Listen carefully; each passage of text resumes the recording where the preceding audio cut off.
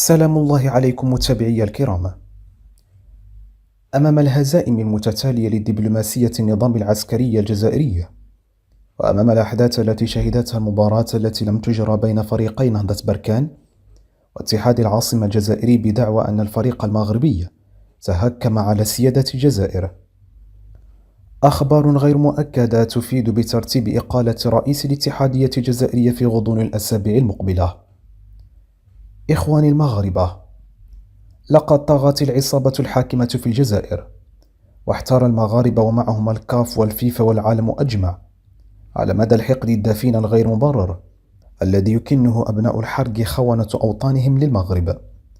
قاطعتم المغرب بدون سبب، منعتم تحليق طائراتنا في أجوائكم، قاطعتم الغاز ولو كان الهواء والماء لقطعتموه عنا كذلك، اتهمتمونا بحرق الغابات وبالتجسس، نسبتم إليكم ما ليس لكم، والعديد من الأمور. كنت أظن صراحة أن المشكل مع النظام في المغرب، وأنتم تقولون أن الشعب المغربي إخوانكم. إذا لماذا تغلقون حدودكم عن الشعب المغربي؟ ما دخل النظام في المغرب؟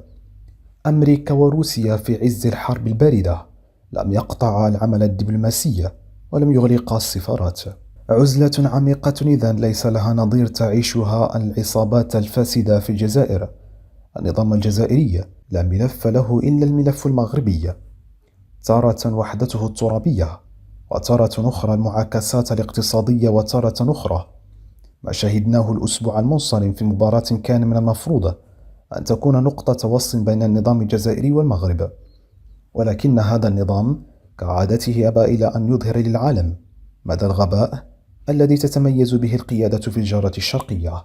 خيارين لا ثالث لهما لدى النظام الجزائري: إما القبول بمستجدات الملف وتطوراته، وهو ما يستلزم من العسكر تغيير عقيدة العداء للمغرب، وذلك للتقليص من خسائرها، وهذه فرضية مستبعدة في ظل حكم العصابة ونظام العدائية الحالي.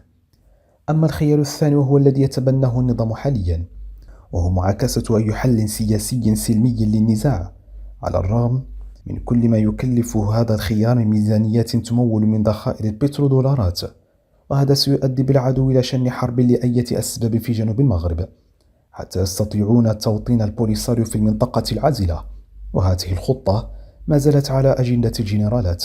مؤخرا حملة من التشفي والسخرية والتعالي على المغرب ليس فقط نظاما بل إعلاما جزائريا أيضا. وبالعودة إلى مباراة بركان واتحاد العاصمة الجزائرية، فقد حل اليوم الجمعة فريق اتحاد العاصمة الجزائري بالمغرب وسط استقبال حافل من أعضاء الجامعة الملكية المغربية لكرة القدم والفريق البركاني. وفي خبر أيضا سينزل كالصاعقة على النظام العسكري الجزائري، أكد رئيس الاتحاد الدولي لكرة القدم اليوم الجمعة جياني إنفانتينو، وذلك خلال زيارته لمركز محمد السادس بالسلة، إلى أن الرياضة وكرة القدم بالخصوص خلقت من أجل اتحاد الشعوب، مجددا أسفه على ما آلت إليه مباراة اتحاد العاصمة الجزائرية ونهضة بركان، ومؤكدا أيضا دعمه الكلي لقرار الاتحاد الإفريقي القاضي بخسارة الفريق الجزائري.